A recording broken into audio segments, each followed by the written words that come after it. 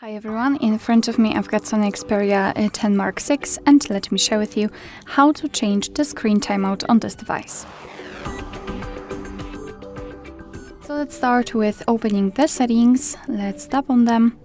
Here we have to, of course, in this general list we have to scroll and find the display. And now let's scroll down to find the sleep option.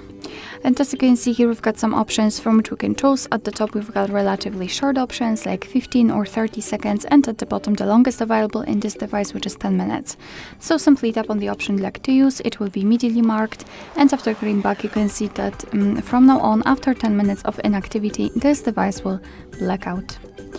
Alright, so that will be all. Thank you so much for watching. I hope that this video was helpful, and if it was, please hit the subscribe button and leave the thumbs up.